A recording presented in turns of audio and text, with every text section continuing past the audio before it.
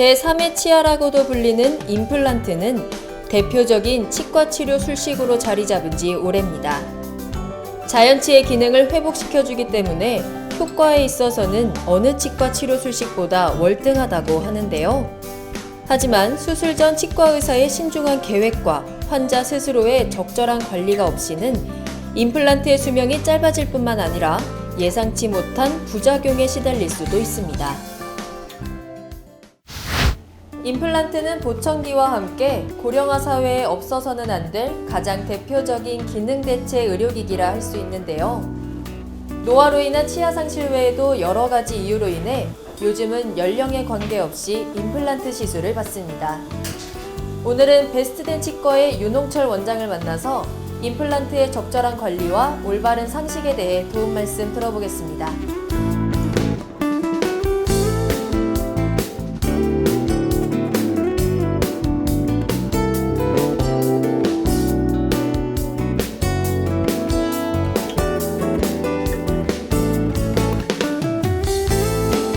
강남 베스트덴 치과 윤홍철 원장입니다. 가족같이 편안하게 진료를 받을 수 있는 병원을 만들도록 하겠습니다. 감사합니다.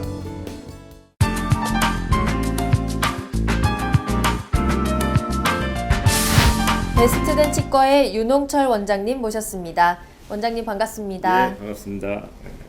네, 원장님께서는 올바른 임플란트 시술의 저변 확대를 위해서 대한치과 보철학회와 대한구강학 안면학회 등에서 다양한 활동을 펼치고 계신데요.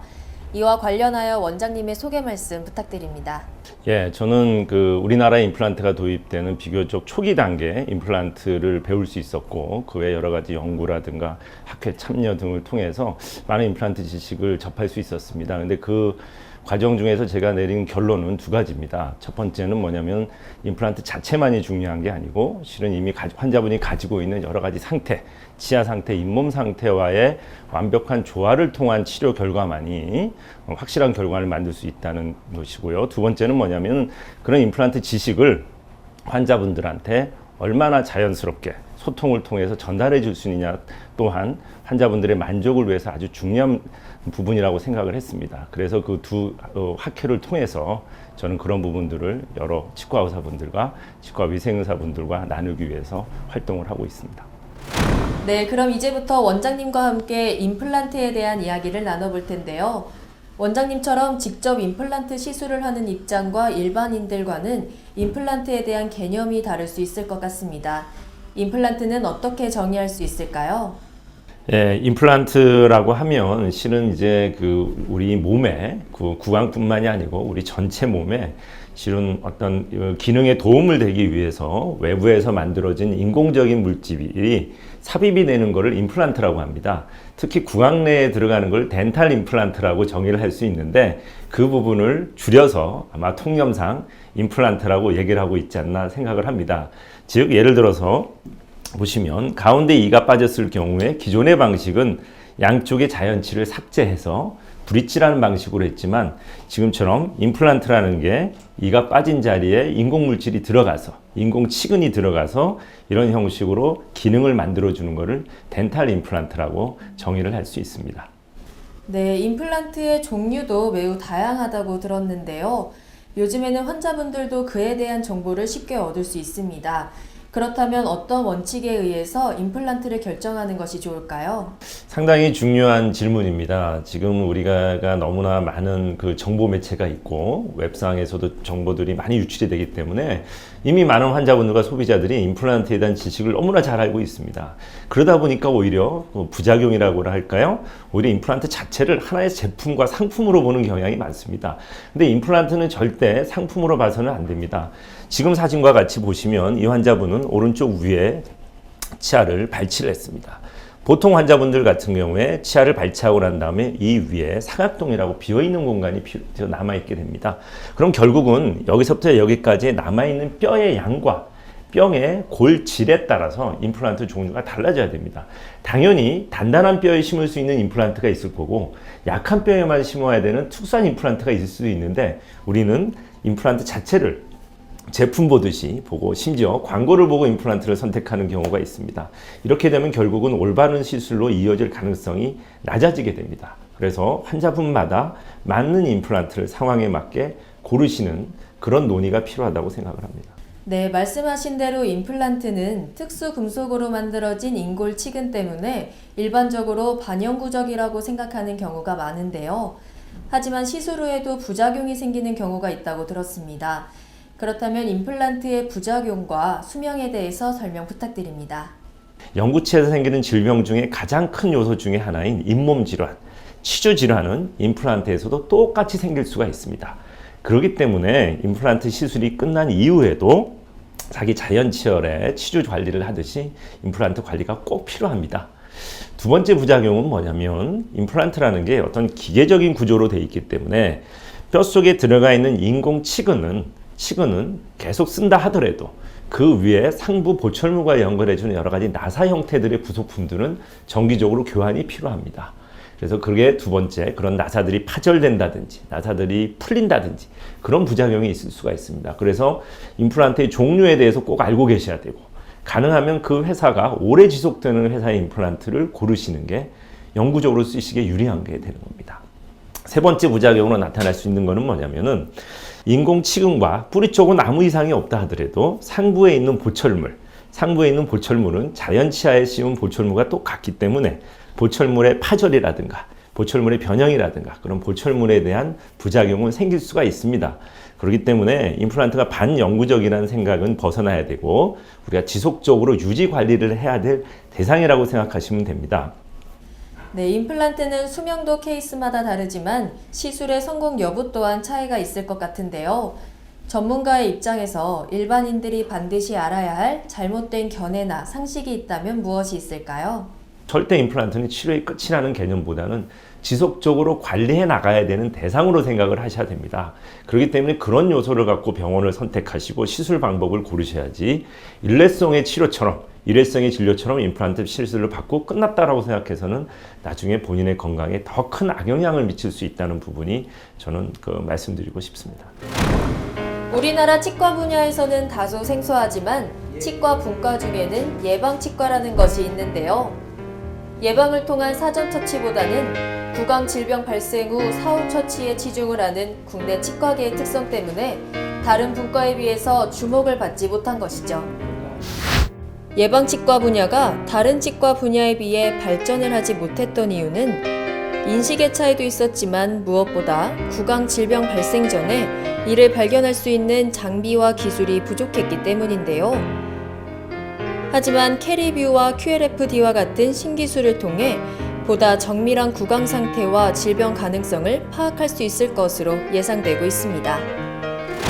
베스트덴 치과에서 진료에 사용하고 있는 초기 충치 탐지 장비인 QLFD는 충치 진단의 민감도가 높아 검사의 신뢰가 높은 것으로 나타났는데요.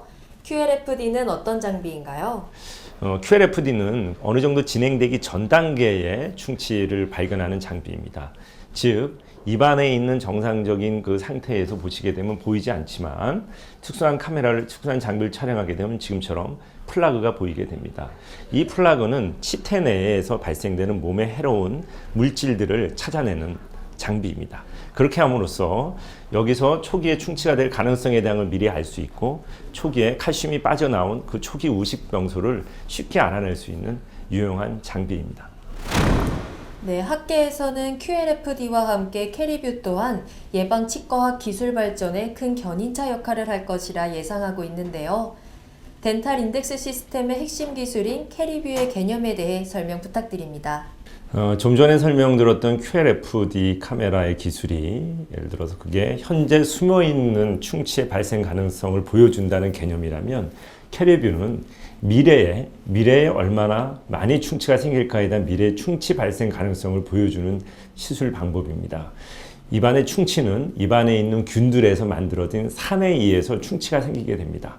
반대로 입안에 있는 균들 중에서 산이 얼마나 많이 생성되는지를 우리가 알아낼 수 있다면 이 사람의 미래의 충치의 발생 가능성을 알 수 있습니다. 그래서 캐리뷰의 개념은 입안에 있는 정상적인 플라그를 채취를 하여 48시간 동안 입안의 타액을 재현한 배양액에서 배양을 한 다음에 저희가 특별히 고안한 지시약을 떨어뜨리게 되면 환자분이 입안에 있는 치태에서 나온 균이 산의 농도를 알아낼 수 있습니다. 그래서 7가지 색깔로 다양하게 색깔을 나타낼 수 있고 그거를 한 발 더 나가서 영상 분석을 통해서 그 색감을 우리가 수치화하게 되면은 전 세계 전국 어디에 있는 치과를 가더라도 그 환자분의 동일한 앞으로의 충치 발생 가능성을 예측할 수 있는 게 캐리뷰입니다. 즉 QLFD와 캐리뷰의 수치를 합한다면 현재 그분이 갖고 있는 현재 숨어있는 충치와 미래 발생될 수 있는 충치를 예측할 수 있기 때문에 덴탈 인덱스라는 표현을 통해서 전 국민이 그거를 공유함으로써 자기의 질병을 미리 예측하고 예방할 수 있는 기술이 되겠습니다. 네, 많은 분들이 치아 질병 예방을 위해서 스케일링이나 또는 정기적인 검진을 하고 계신데요.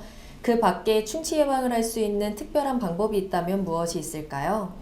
치아를 관리하는 방법은 2가지로 나눌 수가 있습니다. 이게 메카니컬한 게 있고 케미컬한 게 있습니다. 메카니컬한 건 기계적인 걸로 그동안 많은 환자분들이 알고 계신 스케일링이라든가 전문적인 칫솔질, 그게 이제 우리가 기계적으로 입안에 있는 치태를 조절하는 겁니다. 그와 더불어 케미컬하게 화학적으로 뭔가 좋은 성분이 들어가서 치태를 조절할 수 있다면 얼마나 좋겠습니까? 그래서 이용하는 제품이 가글하고 가글액하고 치약입니다. 근데 우리가 닦아보면 알겠지만 가글액과 치약을 30초, 1분 이상 입안에 물고 있기가 쉽지가 않습니다. 그래서 그런 어려움을 해소하기 위해서 치아 모양의 본에다가 고무로 된 이런 틀을 만들게 됩니다.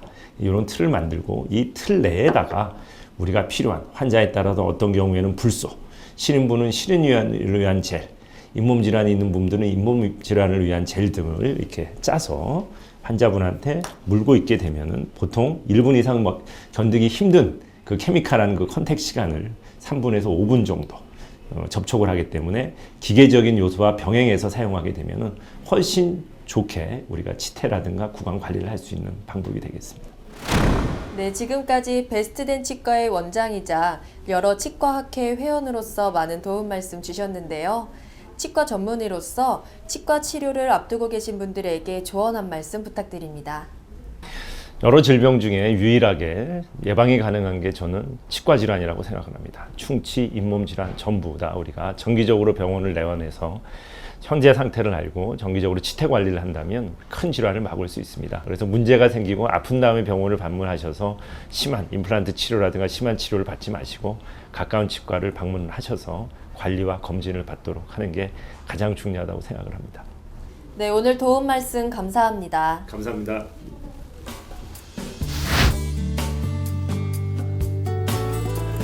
세상의 모든 질병 치료를 같은 방식과 시각에서 접근했다면 지금처럼 의학의 발전은 없었을 것입니다. 임플란트 역시 다각적인 노력과 시도로 발전하고 있는데요. 치료와 시술이 중요한 만큼 예방과 시술 후 관리의 몫은 환자에게 있다는 것을 기억해야겠습니다. 지금까지 전문 의학 인터뷰 리포터 한보람이었습니다.